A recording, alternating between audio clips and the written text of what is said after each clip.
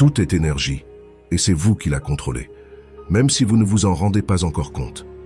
À l'instant même, votre cerveau traite des millions de signaux chaque seconde, la sensation de vos vêtements sur votre peau, le bourdonnement du bruit ambiant, de légers changements de luminosité.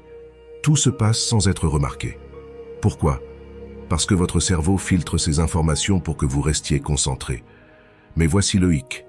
Ce même filtrage vous maintient aussi bloqué. Pensez à la dernière fois que vous avez essayé d'apprendre quelque chose de nouveau, un sport, une langue ou une compétence. Au début, c'était maladroit. Vos gestes étaient rigides, vos pensées dispersées. Puis, avec la pratique, les choses ont commencé à couler de source. Qu'est-ce qui a changé? Votre cerveau s'est reconfiguré, créant de nouvelles connexions et de nouveaux schémas. C'est ici qu'entre en jeu le contrôle de l'énergie. Beaucoup pensent qu'ils ont besoin de plus d'énergie pour être efficaces. Mais souvent, il ne s'agit pas d'avoir plus d'énergie. Il s'agit d'utiliser celle que vous avez déjà de manière plus judicieuse. C'est comme avoir le réservoir plein, mais rouler avec le frein à main. L'énergie est là, mais elle ne circule pas correctement. Comment remédier à cela? En éliminant les barrières entre ce que vous traitez consciemment et inconsciemment, vous débloquez des capacités que vous ne soupçonniez pas. Ce n'est pas qu'une astuce mentale, cela repose sur des bases de neurosciences et de psychologie cognitive. Tentons quelque chose de simple. Fermez les yeux et concentrez-vous sur votre respiration. Remarquez chaque inspiration et expiration. Certaines respirations sont profondes, d'autres plus superficielles, certaines sont chaudes, d'autres plus fraîches. Ne cherchez pas à les modifier, contentez-vous d'observer. Après quelques instants, votre respiration va naturellement se réguler. C'est votre cerveau qui relâche des schémas de contrôle inutiles. Ce principe s'applique partout. Notre esprit crée une multitude de règles invisibles, règles que l'on peut apprendre à contourner ou à briser. Pensez à un chat qui retombe sur ses pattes ou à un bébé qui apprend à marcher. Ils ne suivent pas des instructions détaillées, ils laissent leur corps trouver la solution. En grandissant, nous commençons à trop réfléchir. Nous forçons le résultat au lieu de le laisser se produire. Nous nous enfermons dans des schémas de pensée et de comportement rigides. Ces schémas peuvent être utiles dans certaines situations, mais ils nous bloquent également lorsque nous cherchons à exploiter notre plein potentiel. Le contrôle de l'énergie consiste à repérer ces schémas cachés et à travailler avec eux, plutôt que contre eux. C'est un peu comme apprendre à surfer au lieu de lutter contre les vagues. La force est déjà présente, il suffit d'apprendre à la maîtriser. Vous apprendrez comment votre cerveau crée sa propre version de la réalité et comment ajuster cette perception. Il ne s'agit pas de voir ce qui n'existe pas, mais de remarquer ce qui a toujours été là, attendant d'être découvert.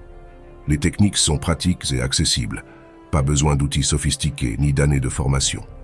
Ce sont des étapes simples qui s'enchaînent, vous offrant des résultats dès le premier jour. Imaginez votre esprit comme l'objectif d'un appareil photo. En ce moment, il est en mode automatique, laissant votre cerveau décider de ce sur quoi se concentrer.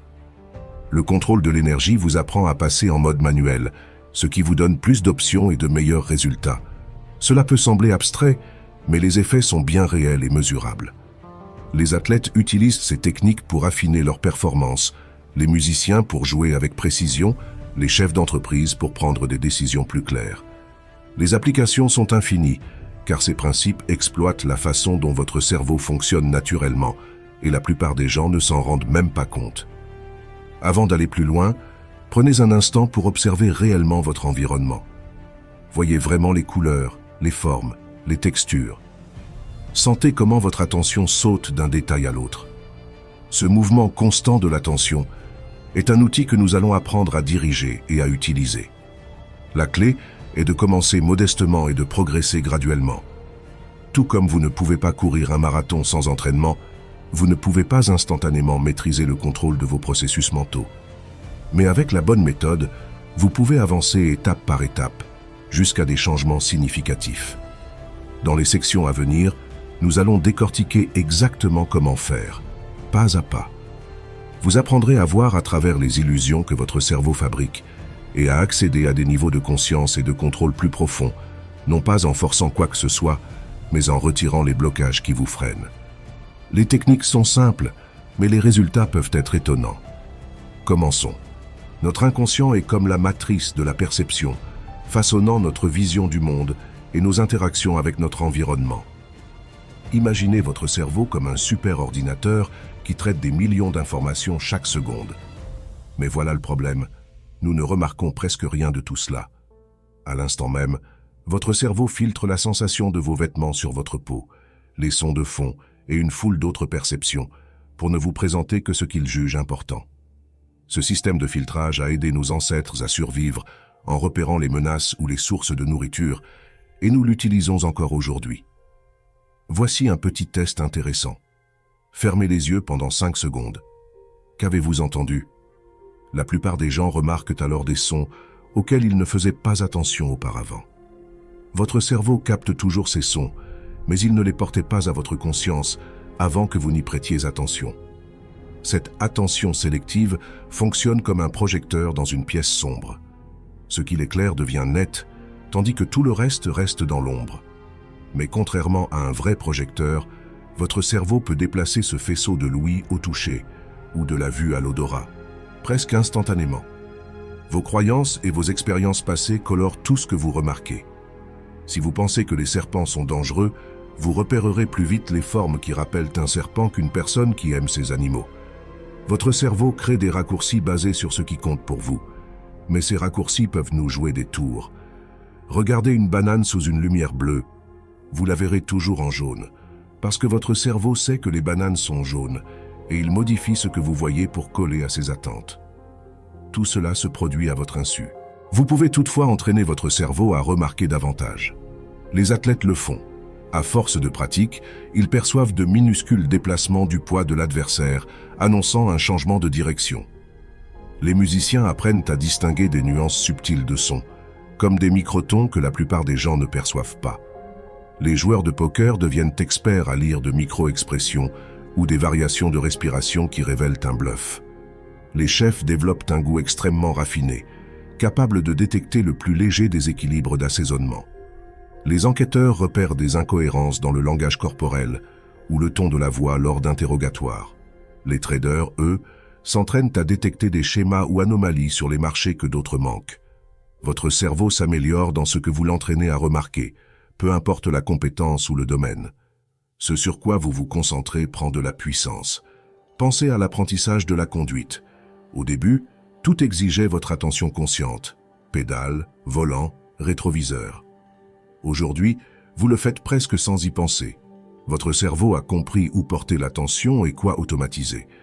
Avec l'énergie, c'est la même chose. Quand vous débutez, vous peinez peut-être à ressentir la moindre sensation subtile. Mais avec de la pratique, ces perceptions deviennent claires.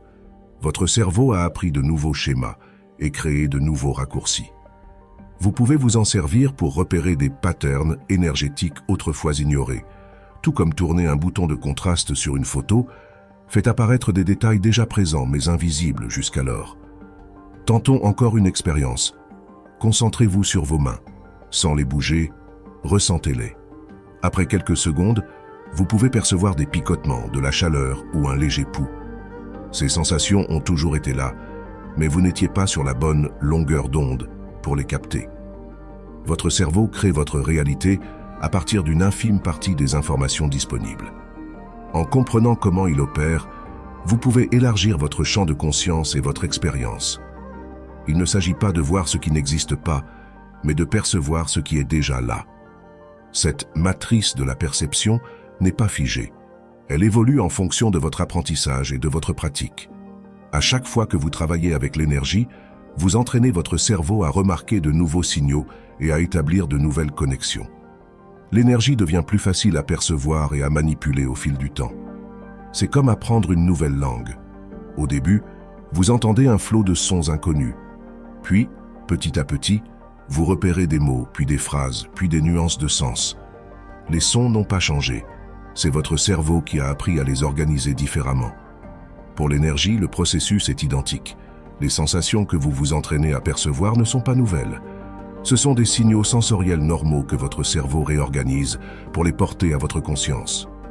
C'est pourquoi différentes personnes peuvent avoir des expériences variées face à une même technique énergétique. Leur cerveau a appris à filtrer et interpréter ces sensations de différentes manières.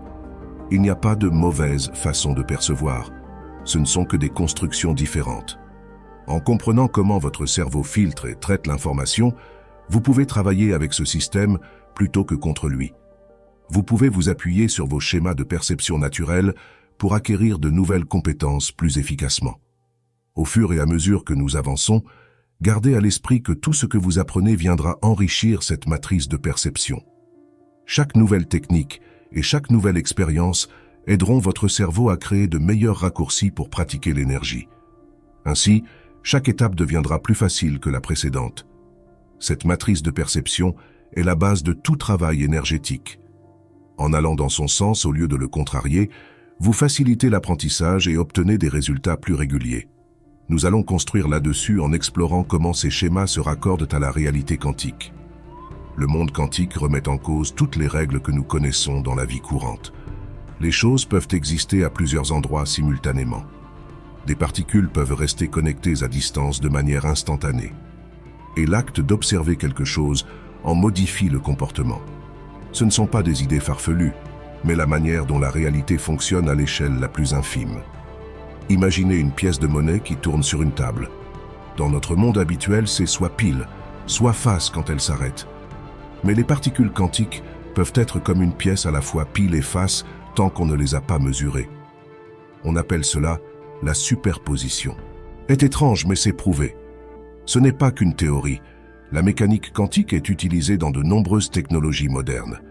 Le processeur de votre téléphone repose sur des effets quantiques. Les satellites GPS ont besoin de calculs quantiques pour être précis. Même la photosynthèse chez les plantes s'appuie sur des processus quantiques pour convertir la lumière du soleil en énergie.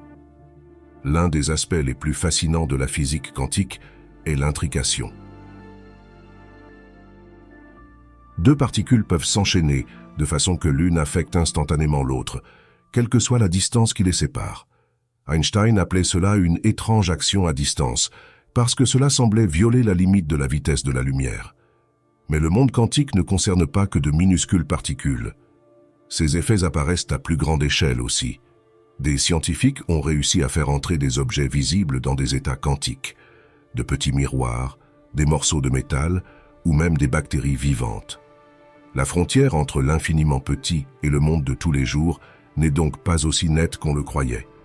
La physique quantique nous interroge aussi sur la notion de réalité. Quelque chose est-il réel si nous ne l'observons pas? Si une particule quantique peut être à deux endroits à la fois avant l'observation, qu'est-ce que cela nous apprend sur la nature de l'existence? Ces questions nous poussent à repenser ce qui est réel et ce qui est possible. Certains scientifiques pensent que la mécanique quantique pourrait expliquer en partie le fonctionnement de notre cerveau et la conscience. Peut-être que des processus quantiques dans les neurones jouent un rôle dans nos pensées et nos émotions. Le débat est vif, mais cela montre à quel point la physique quantique pourrait s'appliquer à tous les domaines de notre vie. Sur le plan mathématique, la physique quantique ne se trompe jamais, mais son interprétation divise. Certains évoquent l'existence de multiples univers parallèles. D'autres estiment que notre conscience crée la réalité par l'observation. Toutes ces approches correspondent aux équations, mais chacune peint une image différente de la réalité. La technologie quantique commence déjà à transformer notre monde. Les ordinateurs quantiques peuvent résoudre certains problèmes infiniment plus vite que les ordinateurs classiques. La cryptographie quantique offre des codes incassables pour communiquer. Les capteurs quantiques détectent des changements infimes de gravité, de champs magnétiques ou même du temps. Le monde quantique révèle également à quel point tout est interconnecté. Le vide n'est pas vraiment vide, il foisonne de particules virtuelles qui apparaissent et disparaissent en permanence. Tout influence tout. L'observateur ne peut être dissocié de ce qu'il observe. Ceci renvoie à notre manière de percevoir la réalité. Notre cerveau traite des informations sur le monde, mais la physique quantique suggère que l'acte d'observer participe à la création de la réalité elle-même. Le monde n'est peut-être pas aussi solide et séparé de nous qu'il n'y paraît. À travers la physique quantique, la relation cause-conséquence se brouille.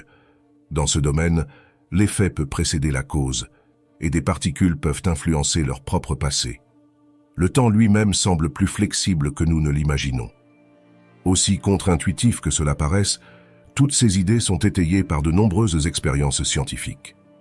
À chaque fois que l'on teste la théorie quantique, elle s'avère juste.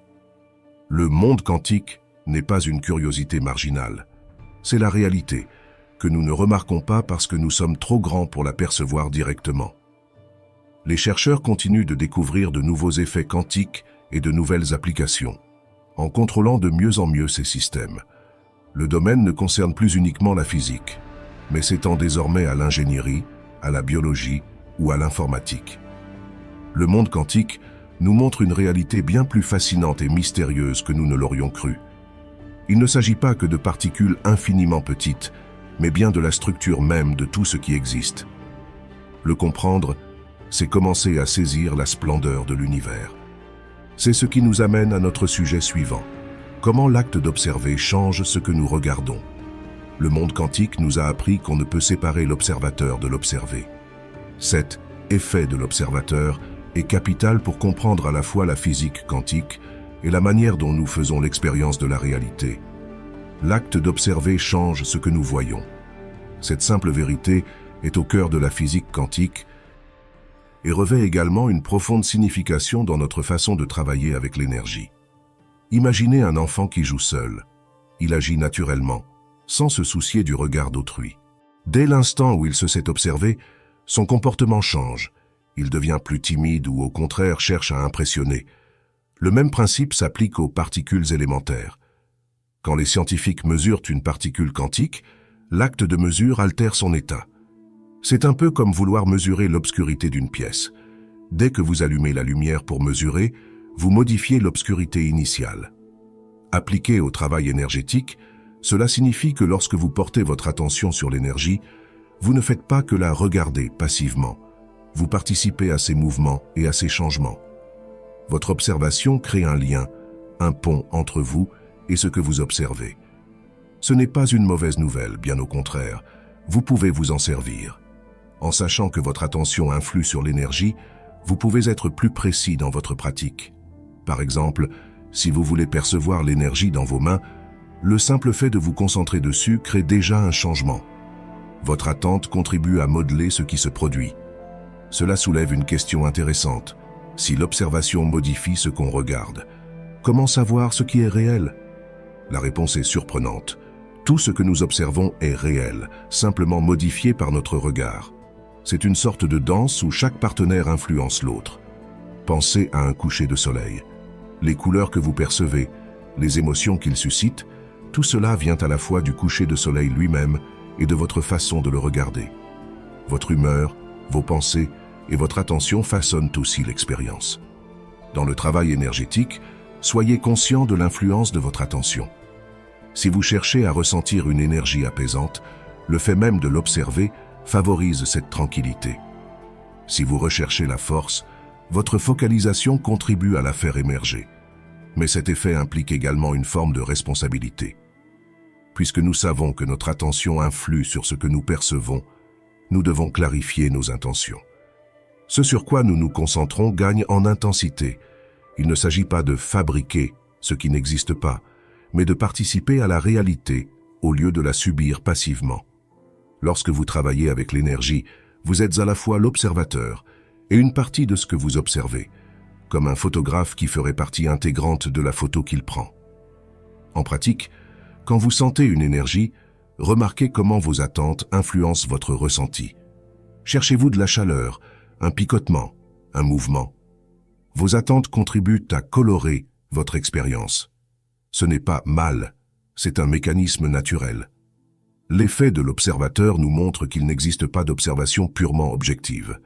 Chaque mesure, chaque perception inclut nécessairement notre influence. Pour nous, c'est à la fois un défi et une opportunité. Les débutants en énergétique peuvent trouver cela étrange. Comment faire confiance à ce que je ressens alors que j'y participe moi-même? La solution est simple. Ce qui compte, ce sont les résultats. Si votre pratique vous fait progresser et vous fait du bien, c'est que cela fonctionne. Imaginez apprendre à faire du vélo. Au début, on doute toujours de sa technique. Mais une fois qu'on avance, seul compte le fait qu'on reste en équilibre et qu'on va dans la direction voulue. Pour l'énergie, c'est pareil. Concentrez-vous sur les effets, pas sur la perfection technique. En prenant conscience de notre rôle dans l'observation, on peut utiliser ce phénomène plutôt que de le combattre. On cesse de se percevoir comme un simple spectateur pour assumer notre place de co-créateur. Si vous voulez changer votre ressenti ou vos résultats, changez la façon dont vous observez. L'attention est un outil. Comme tout outil, il fonctionne mieux si vous savez comment il affecte votre objectif. Votre regard crée une modification. Servez-vous de ce constat pour orienter votre pratique et renforcer vos résultats. En comprenant cela, on se rapproche de notre prochain thème. Comment utiliser ces principes pour briser nos vieux schémas et en créer de nouveaux? L'illusion d'être séparé de ce qu'on observe va voler en éclats, ouvrant la voie à de nouvelles manières de travailler avec l'énergie. Nous avons presque tous une vision erronée de l'énergie. Dès l'enfance, on nous apprend à considérer l'énergie comme un phénomène qui se déplace d'un point à un autre. L'électricité parcourant un fil, la chaleur qui monte d'une casserole, etc. Mais ce ne sont que des apparences superficielles d'un phénomène bien plus vaste. Prenons l'exemple d'une lampe qu'on allume en appuyant sur un interrupteur. On dit que l'électricité vient de la centrale, traverse le réseau, puis arrive dans l'ampoule pour la faire briller. Cette explication paraît juste, car elle correspond à ce qu'on voit. Pourtant, c'est une illusion, une histoire qu'on se raconte pour donner un sens au phénomène. En réalité, l'énergie ne circule pas vraiment. Elle est déjà partout, tout le temps. Ce que nous appelons transfert d'énergie est en fait une cascade de changements d'état énergétique, d'une forme à une autre, dans un champ d'énergie omniprésent. La centrale ne vous envoie pas d'énergie. Elle crée une perturbation dans ce champ qui se propage à travers le réseau jusqu'à votre ampoule. Ça peut sembler anodin, mais la nuance est énorme. Quand on cesse de penser l'énergie comme quelque chose qui se déplace d'un point A à un point B, on commence à percevoir la réalité. Tout est énergie, sous diverses formes. La matière elle-même est de l'énergie condensée, stabilisée. Regardons la chaleur. On dit que la chaleur monte, mais la chaleur n'est pas un objet qui se déplace vers le haut. C'est l'énergie qui se diffuse pour rétablir un équilibre.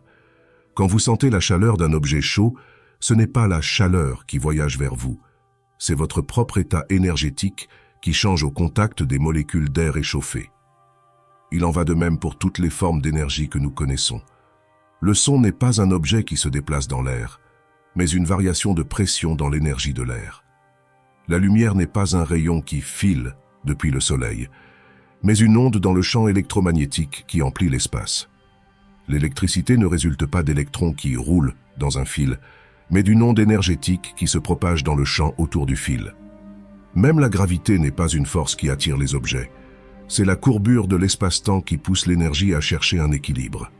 Songez à l'eau qui coule sur un versant de montagne. Ce n'est pas la quantité d'eau qui la fait bouger, mais la différence d'énergie potentielle entre le haut et le bas. Les réactions chimiques ne sont qu'un réarrangement de l'énergie dans des molécules, créant de nouvelles liaisons pour trouver l'équilibre. Partout, l'énergie se transforme, s'équilibre et se réorganise, non pas comme une chose à part, mais comme la trame même de l'existence sous une infinité de facettes. Cette nouvelle façon de voir l'énergie change tout dans notre manière de travailler avec elle. Plutôt que d'essayer de pousser l'énergie, on peut se concentrer sur la modification des états énergétiques. C'est la différence entre transporter de l'eau dans des seaux ou contrôler le débit d'une rivière via des barrages. L'effet de l'observateur, abordé plus tôt, prend alors tout son sens. Nous ne sommes pas de simples spectateurs, mais une partie intégrante du même champ d'énergie. Chaque mesure ou interaction est en réalité un échange entre différentes parties du champ. Ce point de vue n'est pas qu'une théorie, il a des applications concrètes. Les panneaux solaires sont plus efficaces quand on se focalise sur l'optimisation des changements d'état énergétique, plutôt que de se représenter la capture de la lumière. Les batteries durent plus longtemps si on pense l'énergie en termes de stabilité des états énergétiques. Même les machines les plus simples sont plus performantes quand on accompagne le mouvement naturel de l'énergie au lieu de le contrer. Il faut du temps pour se défaire de l'idée que l'énergie est quelque chose qui se déplace de façon linéaire. Nous y sommes tellement habitués qu'on la prend pour la réalité. Mais lorsqu'on saisit que l'énergie est un champ unique, omniprésent, et que ce champ ne fait que changer de forme, impossible de revenir en arrière. La prochaine fois que vous observerez l'énergie en action, Ne vous contentez pas de voir un déplacement. Essayez de percevoir un changement d'état dans un champ connecté. Ne pensez pas à des objets isolés qui s'interagissent, mais à différentes parties d'un même système, qui s'influencent mutuellement. Ce changement de perspective ouvre de nouvelles possibilités. Au lieu de lutter contre des limites de transfert, on peut orchestrer des changements d'état. On cesse de dépenser l'essentiel de nos forces à déplacer l'énergie, et on se concentre plutôt sur les conditions permettant à l'énergie de se réorganiser d'elle-même de manière utile. Cette illusion d'énergie séparée circulant entre des objets distincts nous a trop longtemps limités. En la brisant, nous pouvons enfin travailler avec l'énergie telle qu'elle est vraiment, un champ interconnecté dont nous faisons partie. Ce n'est pas seulement un nouveau point de vue, c'est la clé pour l'utiliser plus efficacement que jamais. Votre cerveau est plastique, au sens où il peut se remodeler et se développer. Les scientifiques parlent de neuroplasticité. Chaque fois que vous tentez quelque chose de nouveau, vous formez de nouvelles voies neuronales. Ces nouvelles voies peuvent remplacer d'anciens schémas qui vous limitaient dans votre champ énergétique. Considérez votre zone de confort comme un point de départ, pas comme une prison. Chaque incursion au-delà de cette zone l'agrandit et les murs commencent à s'évanouir. Ce qui vous paraissait impossible peut devenir possible.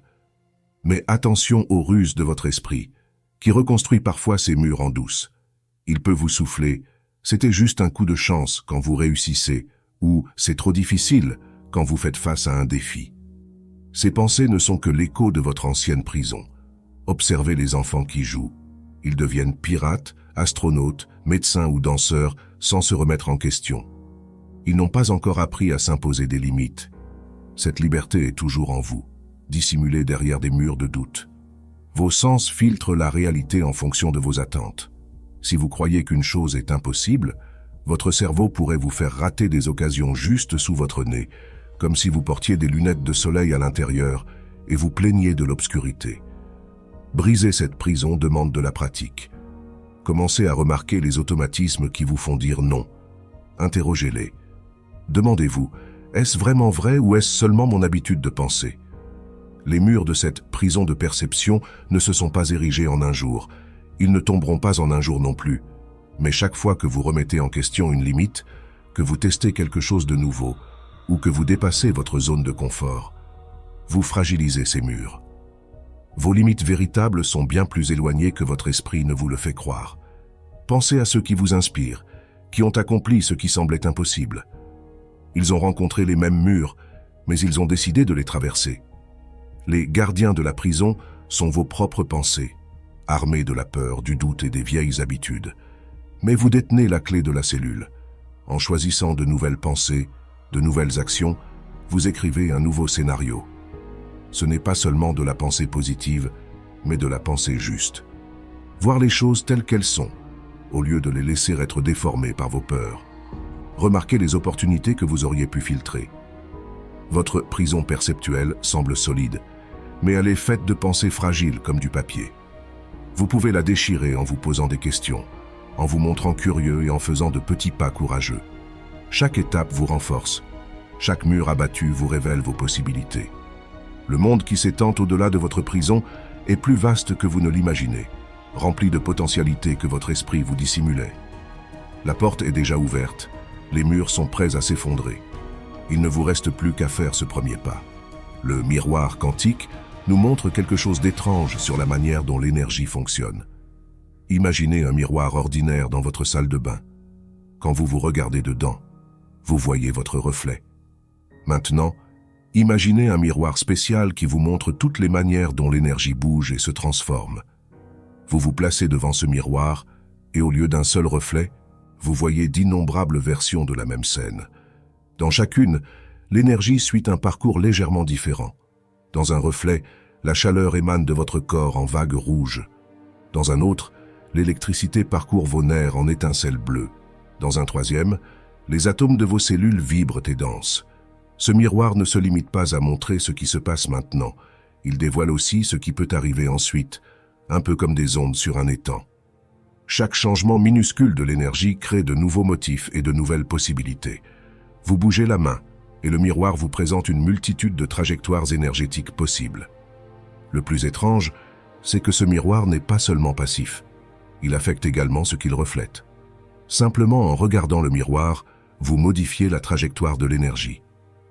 Les scientifiques l'ont constaté en étudiant des particules subatomiques. Les regarder changeait leur comportement. Réfléchissez à lancer une balle. En physique classique, on peut prévoir sa trajectoire grâce à la force du lancer. Dans le monde quantique, c'est différent. La balle peut se trouver dans plusieurs endroits à la fois, et le fait de l'observer l'oblige à se figer quelque part. Le miroir quantique nous enseigne que nous ne faisons pas qu'observer l'énergie. Nous faisons partie de la danse. Chaque mesure, chaque tentative de contrôler ou de manipuler l'énergie est une interaction dans laquelle nous nous impliquons nous-mêmes. Cela peut expliquer pourquoi certaines tentatives de contrôle de l'énergie ne donnent pas le résultat escompté. Nous n'agissons pas de l'extérieur, tirant des ficelles comme un marionnettiste.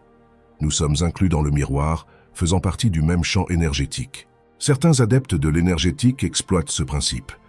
Plutôt que de lutter contre cet effet, ils dansent avec lui. Parfois, la meilleure façon de guider l'énergie est de lui laisser trouver sa route, comme l'eau qui descend naturellement la pente la plus facile. Le miroir révèle aussi quelque chose sur le temps.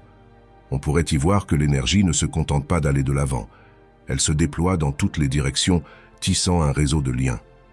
Passé et futur se mêlent en motifs plus proches d'une danse que d'une ligne droite. Du coup, pour contrôler l'énergie, on ne la force pas à prendre telle forme. On apprend à lire ces motifs et à trouver les points clés où un léger ajustement produit de grands effets, comme trouver le bon endroit où taper sur un verre en cristal pour le faire résonner. Le miroir nous enseigne autre chose. Parfois, en s'attendant à voir le chaos, on découvre une harmonie surprenante, car les mêmes schémas reviennent sous forme de fractales, comme dans la nature. Les branches d'un arbre reproduisent la forme de l'arbre entier, les nuages répètent les mêmes structures à différentes échelles.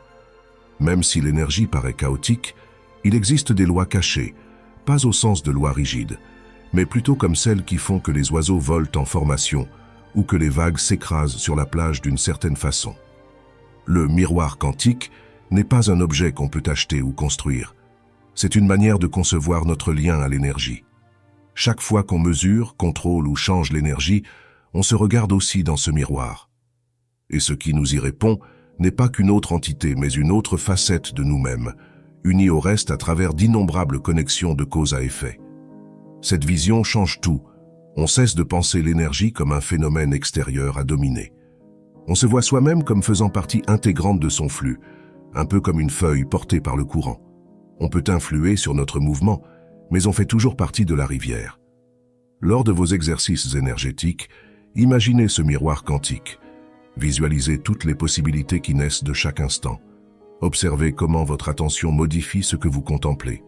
Et souvenez-vous, vous ne regardez pas seulement la danse de l'énergie, vous dansez avec elle. L'acte d'observer change ce que nous voyons. Cette simple vérité est au cœur de la physique quantique, mais elle façonne aussi nos vies quotidiennes de manière plus subtile. Pensez à un enfant qui joue tout seul. Il bouge librement, danse sans se soucier de rien, se parle à lui-même. Mais dès qu'il remarque un observateur, son attitude change. Il devient plus réservé ou se met en scène. À l'intérieur de nous, c'est la même chose. Lorsque nous prêtons attention à nos pensées et à nos émotions, elles se transforment. Un mal de tête n'a plus la même intensité quand on se concentre dessus. Le rythme de notre respiration change aussitôt qu'on y prête attention. Notre façon de marcher se modifie quand on y réfléchit. Les scientifiques ont découvert cet effet en étudiant les particules subatomiques.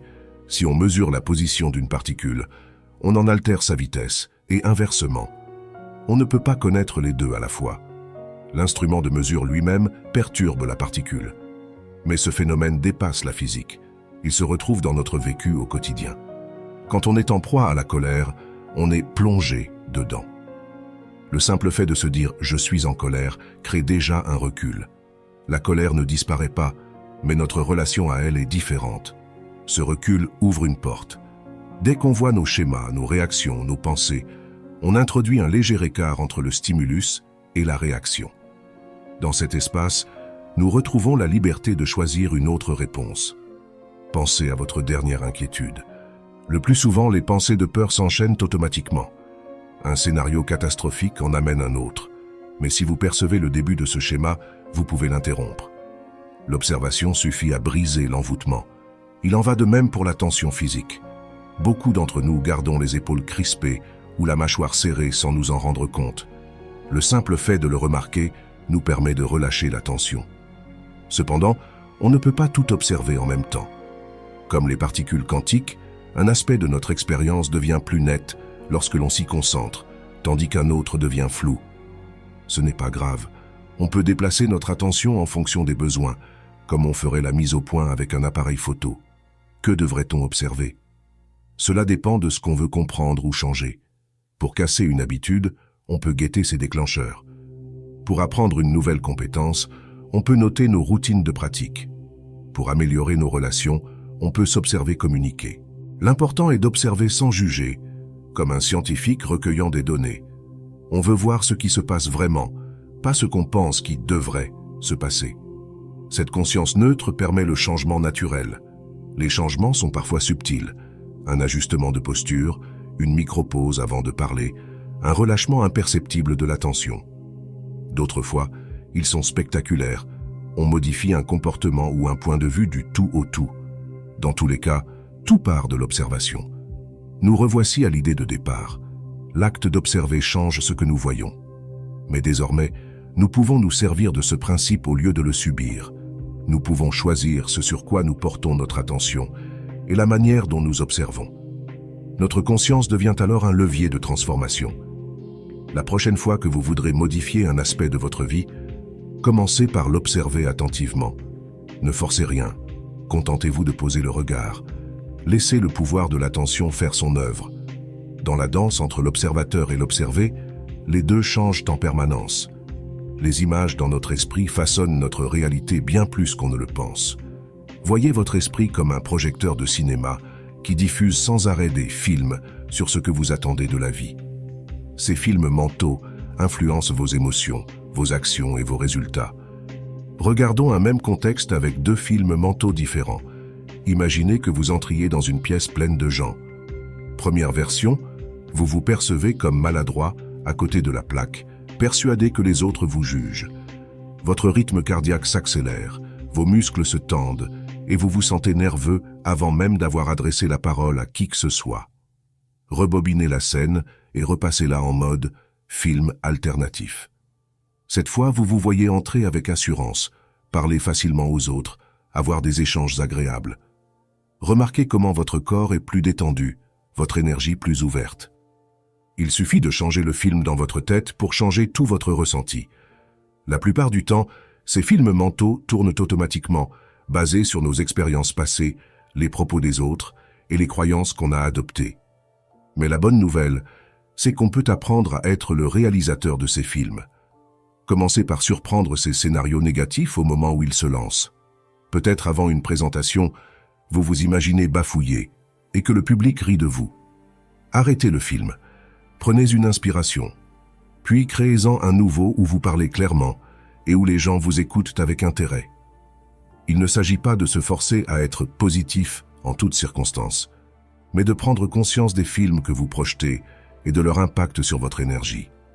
Certains diront que c'est de la pensée magique, mais des études montrent que le cerveau réagit presque de la même façon à une répétition mentale qu'à une expérience réelle. Le cerveau ne fait pas la différence entre un événement réel et un événement fortement imaginé. Les athlètes l'utilisent pour s'entraîner mentalement, perfectionnant leur technique sans être sur le terrain.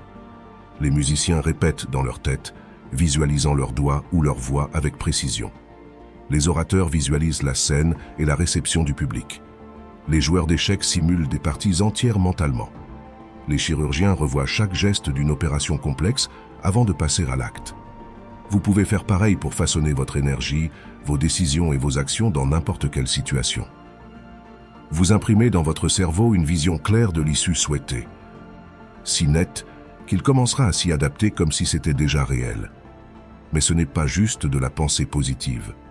La clé est de créer des scénarios qui vous semblent crédibles. Ne vous imaginez pas parfait alors que vous venez à peine de commencer. Voyez plutôt une progression réaliste, surmonter des difficultés petit à petit, gagner en maîtrise. Essayons un petit exercice concret. Pensez à une situation à venir qui vous rend nerveux. Observez le film automatique qui tourne dans votre esprit. Puis, sans aller dans l'extrême inverse du style « je suis génial », modifiez le scénario pour le rendre plus positif, plus équilibré.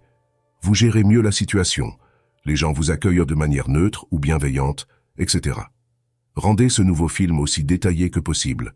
Les sons, les couleurs, vos sensations corporelles.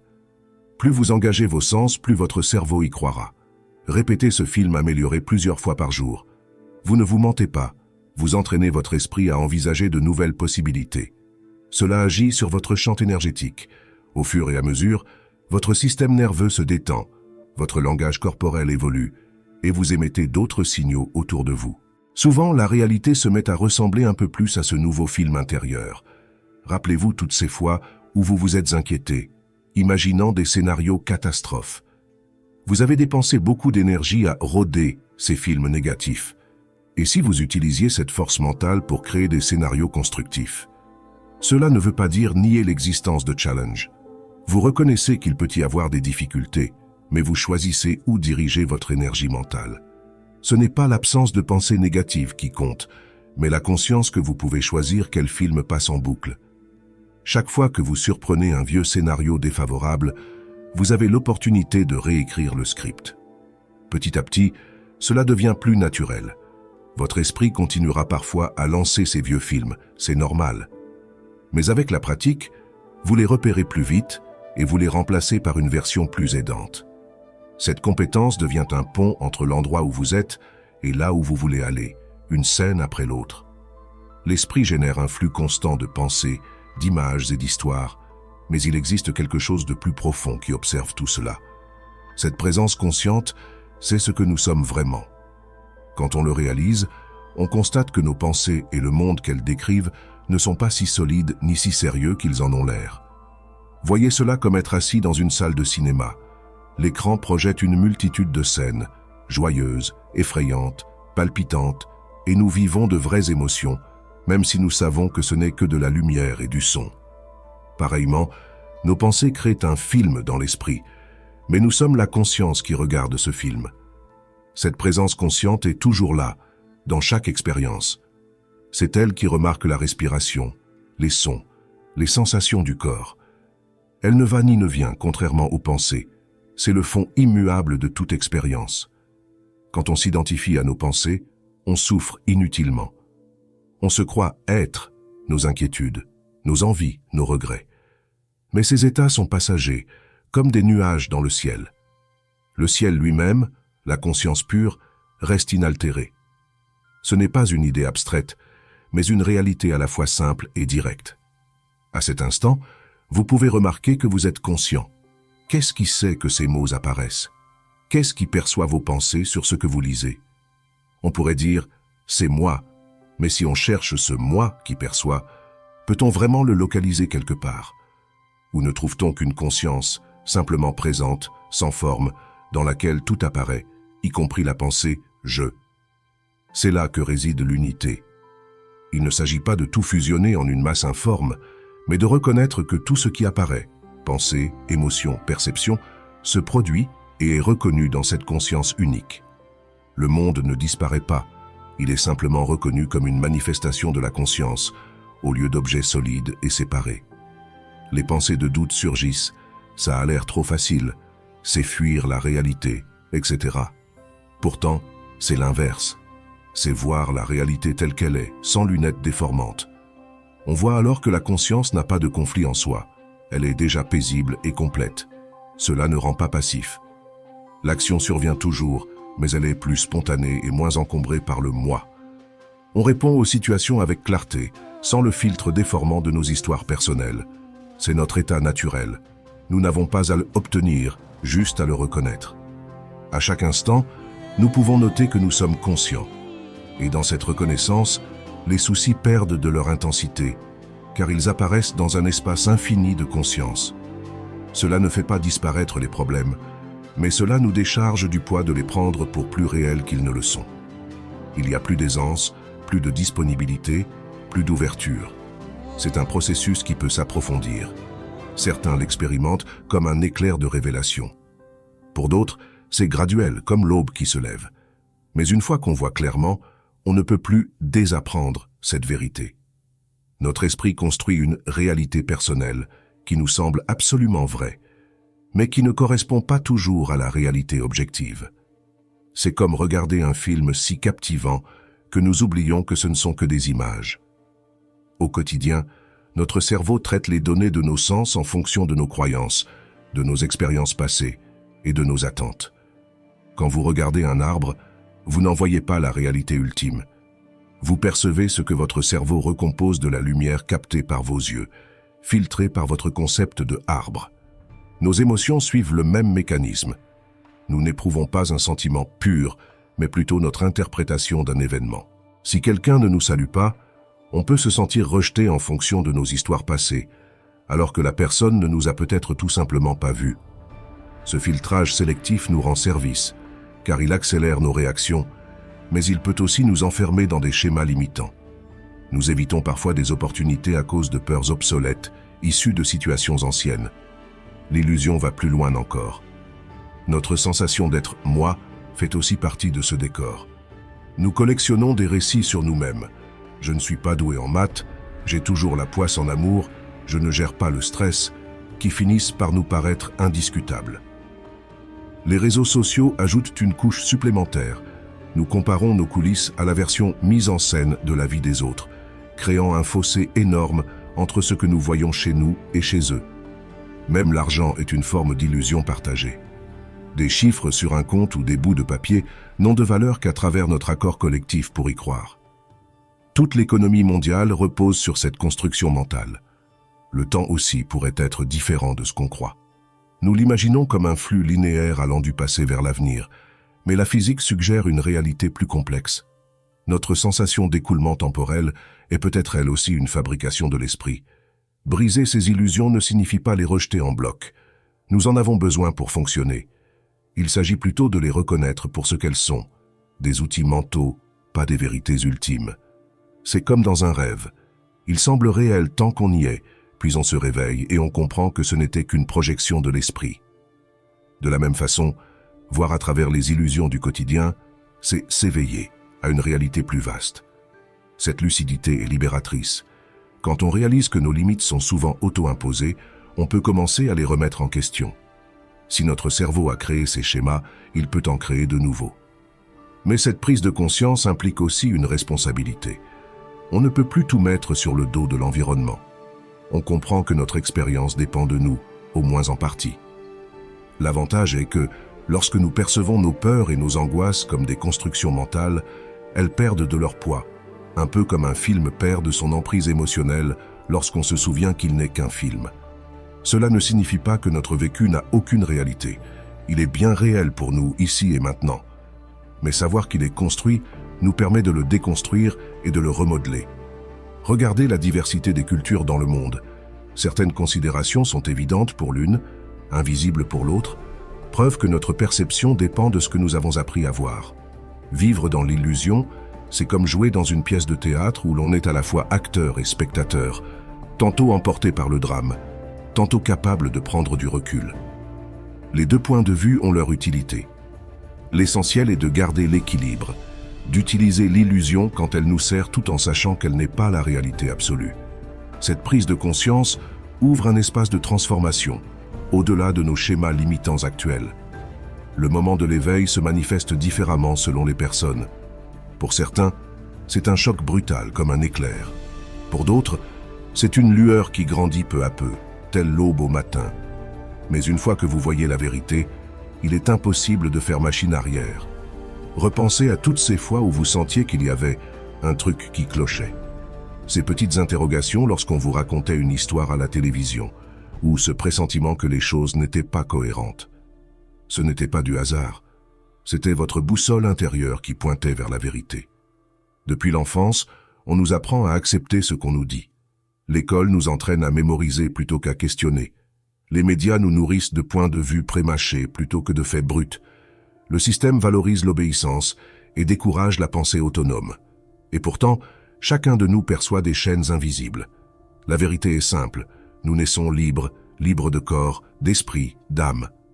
Personne n'a le droit de contrôler vos pensées, de restreindre votre potentiel ou de vous imposer un destin non choisi.